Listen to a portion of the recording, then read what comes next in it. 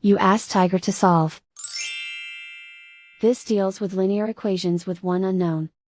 The final result is x equals 40. Let's solve it step by step.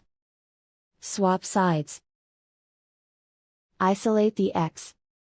Multiply both sides by 280. Group like terms. Multiply the coefficients. Simplify the fraction. Multiply the fractions. Find the greatest common factor of the numerator and denominator. Factor out and cancel the greatest common factor. And so the final result is x equals 40.